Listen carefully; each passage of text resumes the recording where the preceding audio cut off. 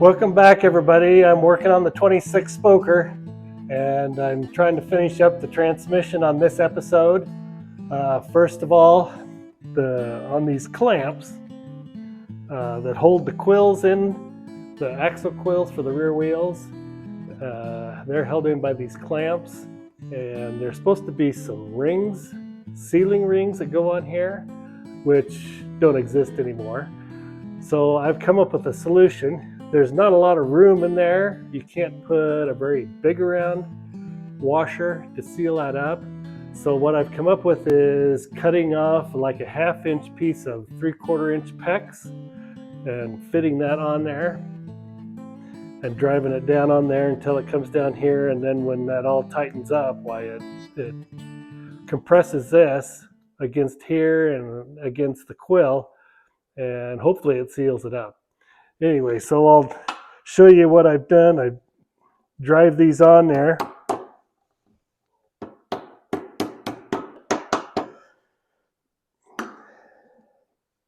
I tried inch PEX, and that wasn't very successful. It seemed to be too big on the bolt. So I went to 3/4. So this is what it ends up to be now that that's driven down on that bolt. And then when it clamps up against the quill in there, I'm hoping that will seal up the hole going through the quill so the grease doesn't run out. So that was my solution to that problem. So I'll reset the camera and put back the axle quill, the axle back in the axle quill with all the bearings, and grease the bearings, and show you how that's all done again. Okay, I'm ready to put the axle in the quill, and I've greased the inside bearing and the inside race a little.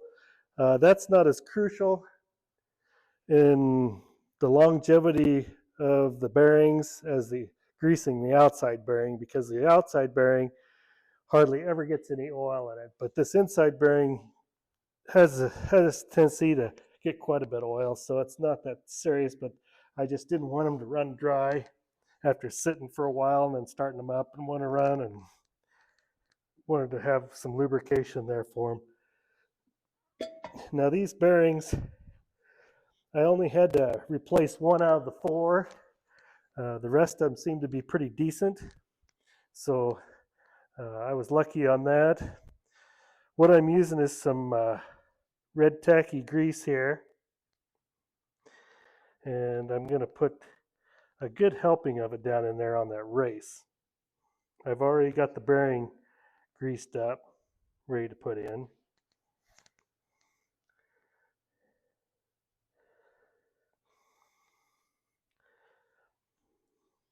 For probably the rest of its life, you'll never work it out hard enough to get oil out to this outside bearing. Probably the only way it would ever get grease out here from the transmission is if it was a warm day and you're on a side hill to where the grease in the transmission would run down in there and grease it. So this is about its only chance of getting any grease for the rest of its life. So I'm putting a pretty healthy dose of it in there, and kind of like to use a grease that won't melt away on a hot day. It'll stay in that bearing.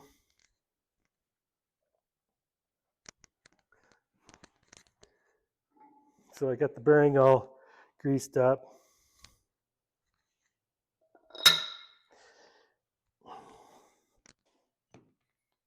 Now the next thing that goes in there is this tin felt retainer, and I think you probably want to drive that clear down to where it almost pretty much bottoms out.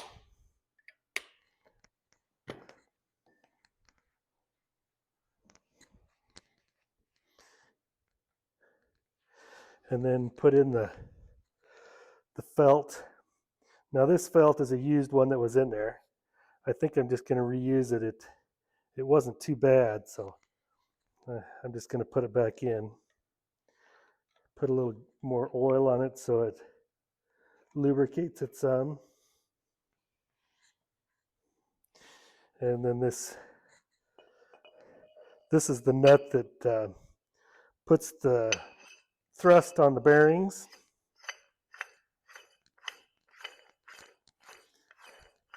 So you want to run that in there tight up against the bearing to take the end play out of the axle. And I've got a big plier like wrench here that I can get in there and kind of grab those notches and turn it tight. I think I'm pretty much up against the bearing now.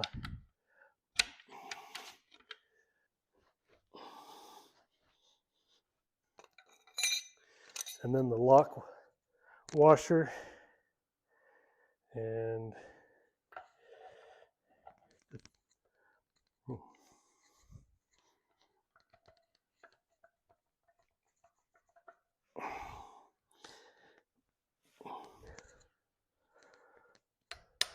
you don't want to mess up the threads on the inside of that lock nut.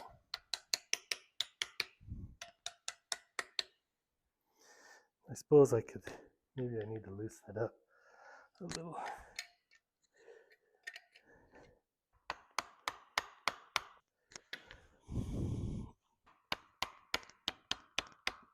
I thought I test fitted that. Maybe I got it up inside out. Well, I don't think I test fitted that, but I think what I did is expected it to go back on because it came off of there.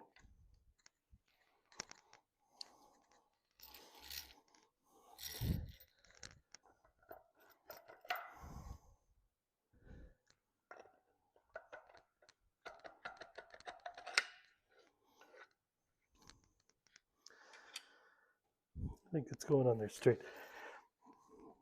I think I had it on there right the first time, but didn't quite hold my mouth in the right position, I guess.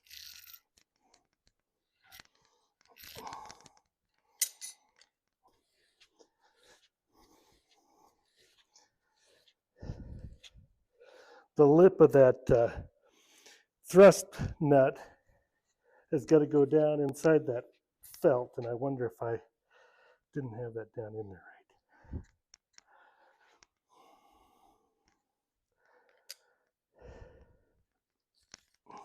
I think it's probably about in there. And then put a divot in that lock washer into the notch on the thrust nut. Okay, now it's holding the thrust nut, and I think the bearings are tight. Got the end play out of those, so we just need to finish tighten up the lock nut.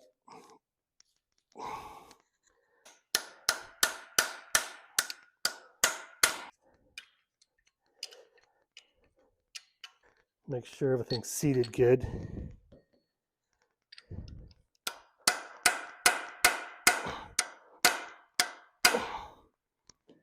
That's the assembly of that.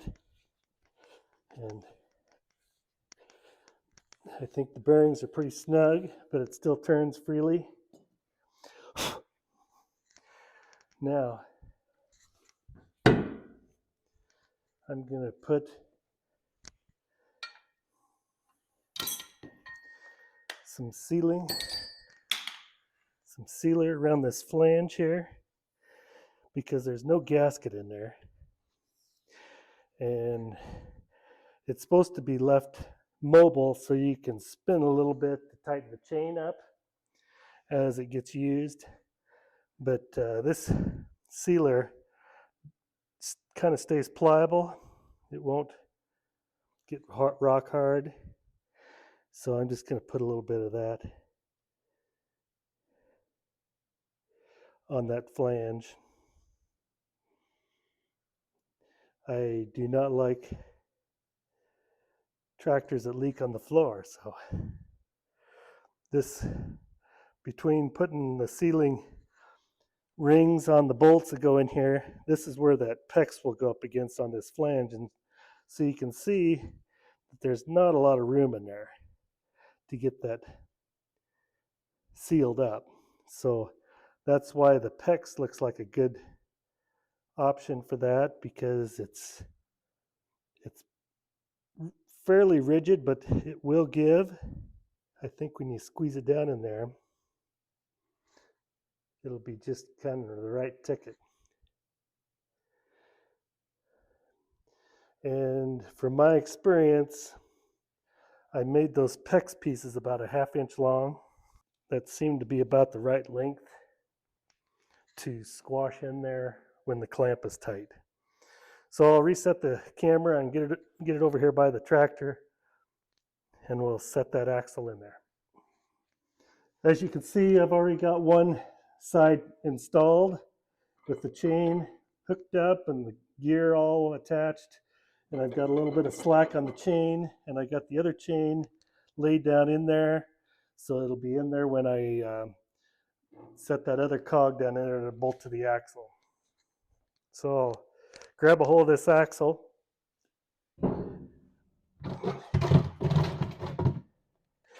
I found a trash can to set the outside of the axle on, so I could do this by myself, but see, these where those clamps go to. There's a little notch that those slip into in here.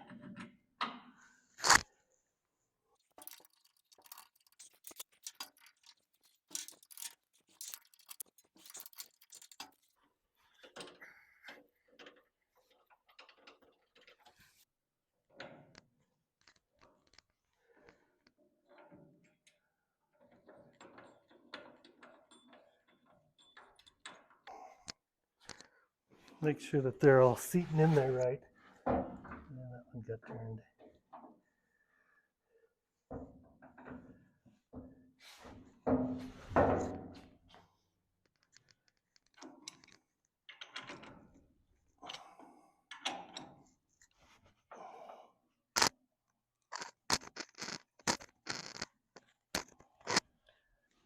Looks like they're all seated in right. You don't want to tighten them clear up. Yeah, you can probably see that that one did not get in the notch, so gotta try that one again.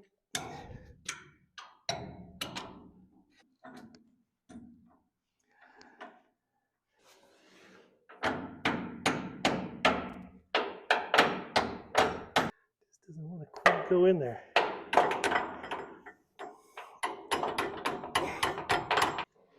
I think it's in there now.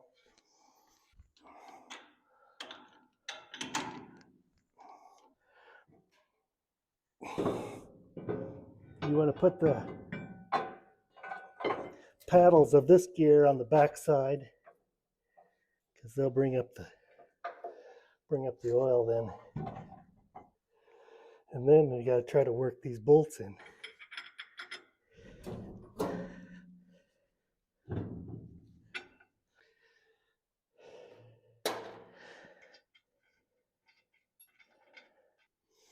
It's kind of tight in here with the fenders on.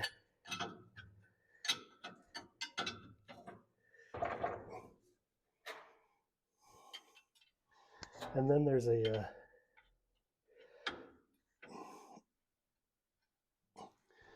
shoulder on that, or a notch in that bolt that goes on the shoulder of the axle flange. You gotta make sure those are engaged.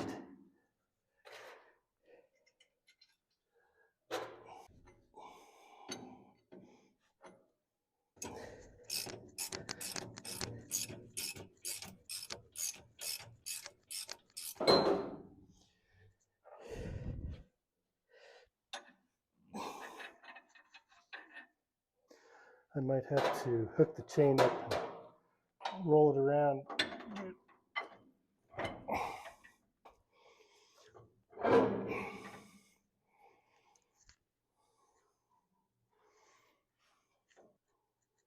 That bolt wants to turn. Get the chain link.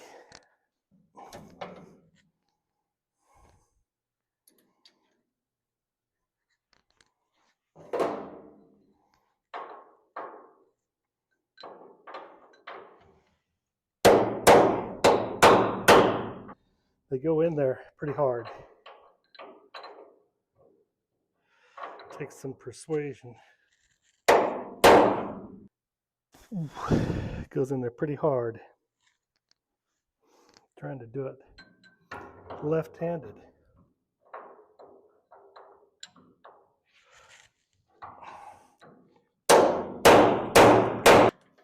That was a new link. That's why it's going on so hard.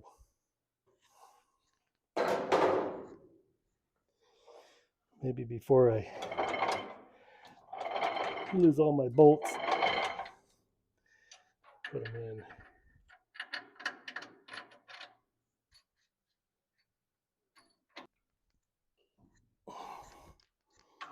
Got one that won't go into where it'll catch the shoulder and hold it. Okay, I got them all snugged up now. Looks like all the heads are slotted into the shoulder of the axle. I think I got it done. So I got it pounded in finally, and I'm ready to put the cotter pins in.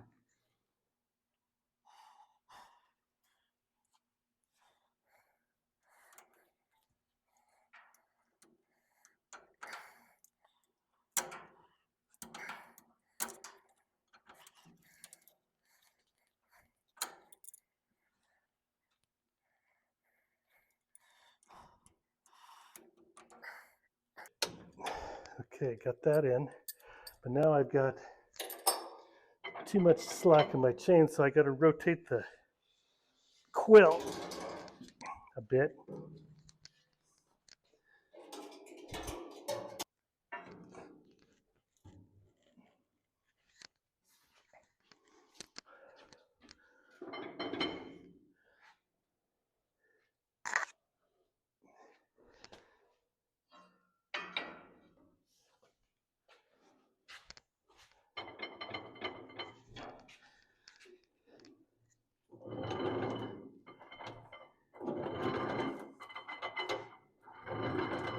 You want to make sure it doesn't come to a tight spot in the chain. I think I'm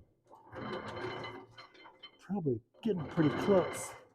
Kind of at the tightest spot, you want the chain to flex right in here, probably an inch. I think that's what the book says.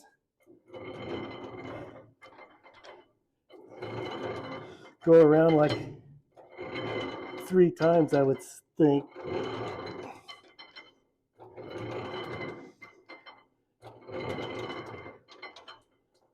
I think that's been 3 times. I think that's pretty close. And now you can tighten up your quill bolts.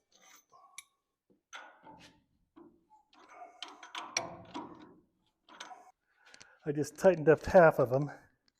Wanted to check my slack again before I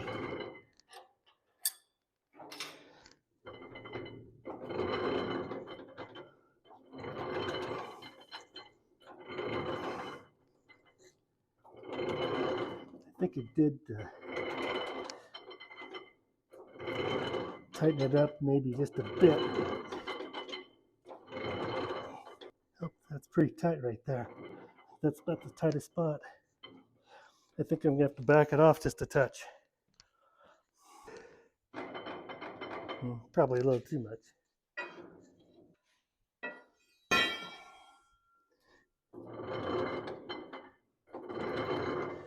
If you don't give them some slack,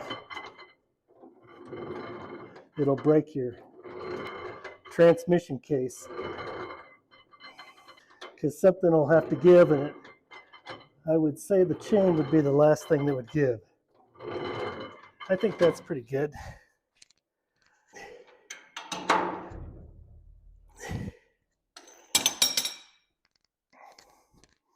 Okay, I'm tightened up on the quill.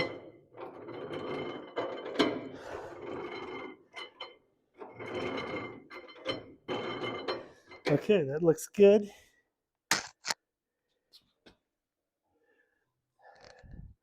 And now I'll finish torquing those bolts. So I've got my quill tight, and I've got no tight spots in the chain. Probably the least amount it's flexing is maybe 3/4 of an inch. So all I got left is to torque these bolts and put a wire in there, and then I can start working on the spline shaft and get the first reduction shaft in and the shifting rail.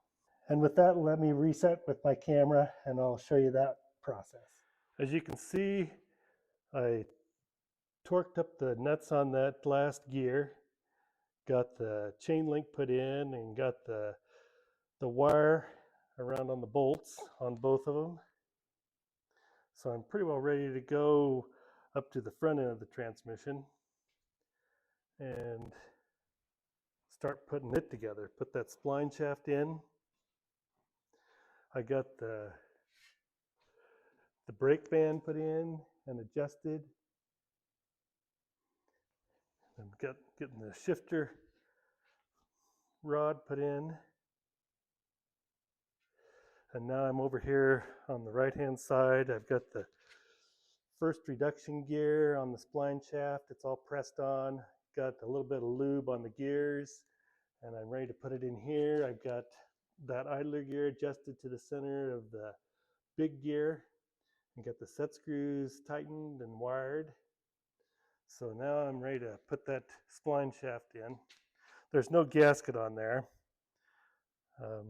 because there's a lot of there's oil that can go back and forth between the crankcase and the transmission case, and so there's really no way to keep it from going through that bearing on the spline shaft back and forth, so there's really no need to put a gasket in there. Well, I'll set it up on the stand and we'll get going. Okay, here we go in with the shaft. I've got new bearings on there. Not new gears, but they're all pretty nice.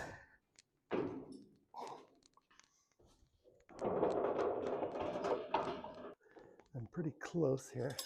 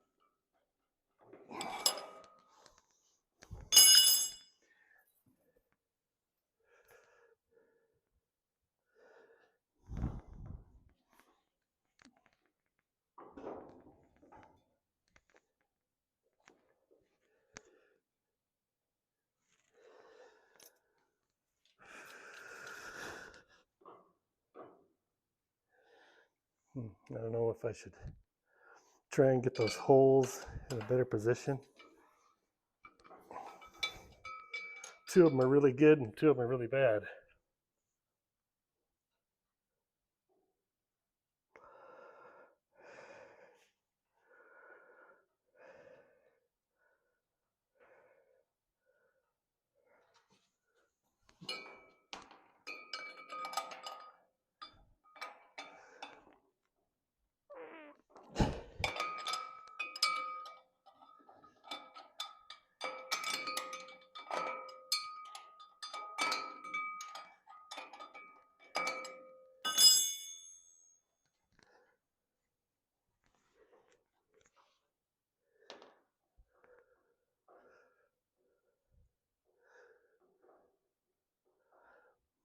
And then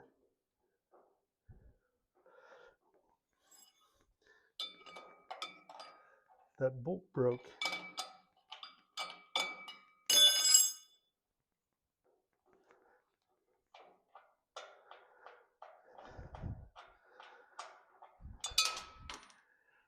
Right there, look at that. I can screw it out.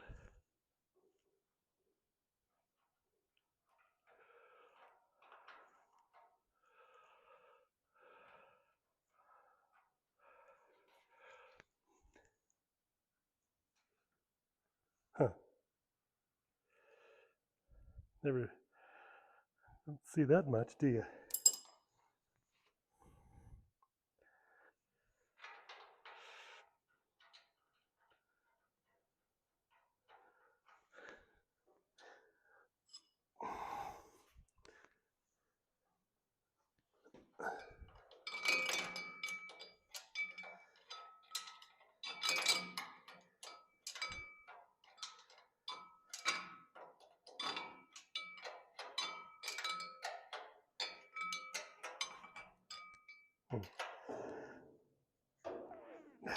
That one's not much better.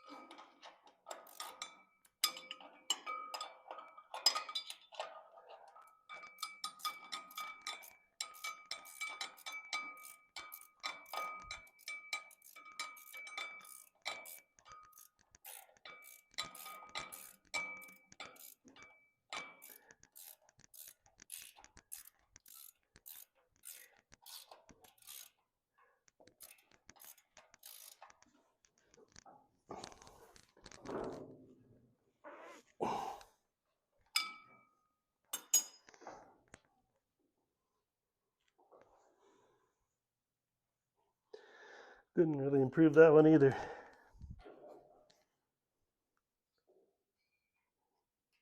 Oh, see if we can get it threaded in there.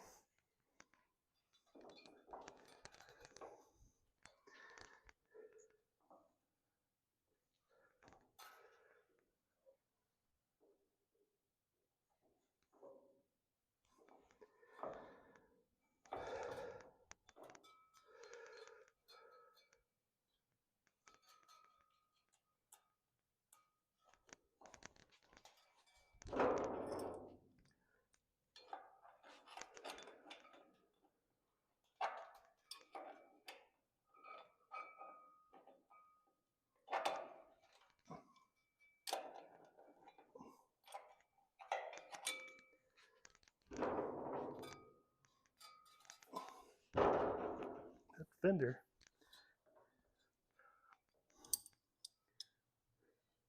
I can see it.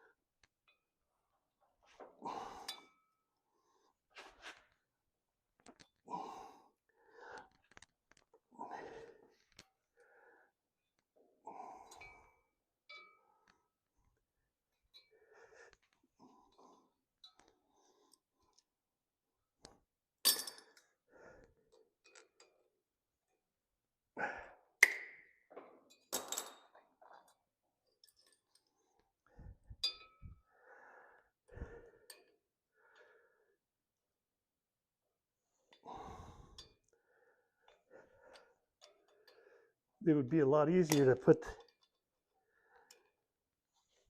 the wire on without the gear on there, but the gear usually presses on pretty hard, and to get the gear on that shaft would be pretty challenging after everything was installed.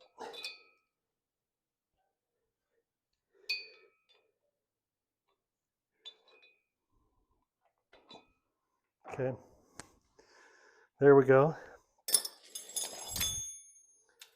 So I'll move the camera up on top so you can watch me work on the shifting gears. Okay, we're up here on top, and I'm sliding this shaft right here in from the right side and putting on the forks on the gears as I'm sliding it in.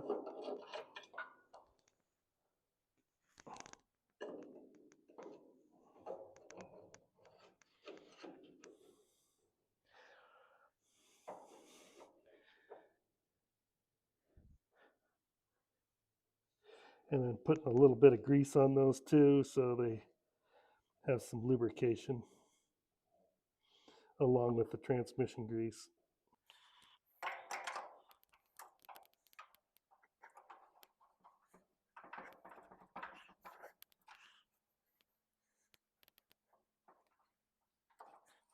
Make sure the detent in the shaft is straight up with along the detents all the way along, because the springs work up in here on the detents on the shifter rails. So I'm flush on this side.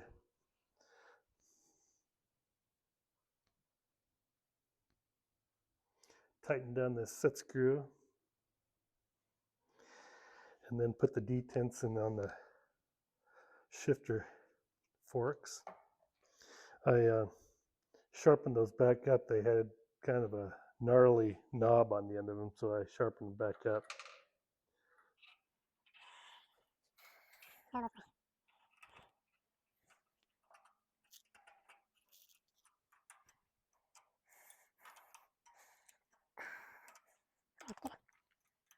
You got to push down that spring to get that cotter pin in there. I'm putting the cotter pins on the top hole.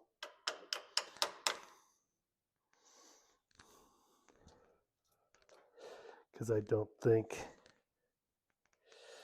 I need a lot of detent on those at this point in life.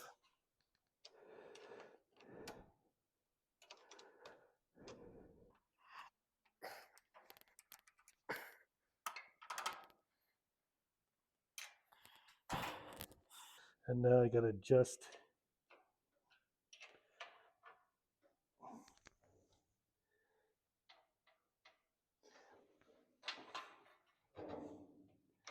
there's an adjustment on that rail. It's probably got to go over some more. We'll start with that and see how it goes after I get everything in. Put in this cotter key with the spring.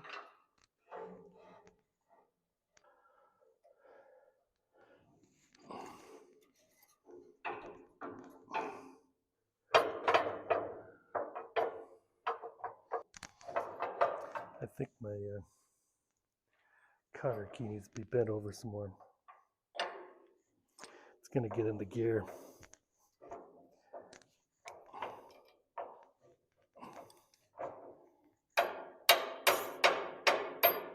And another spring goes on there. I think this one has got to go over. And then there's a keyway.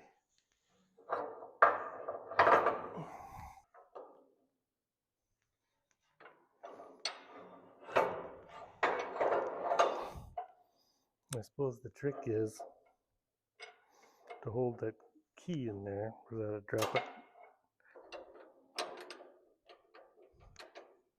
There's a ridge on that keyway that should be back. I did put the ridge back. Okay. Okay, getting close now.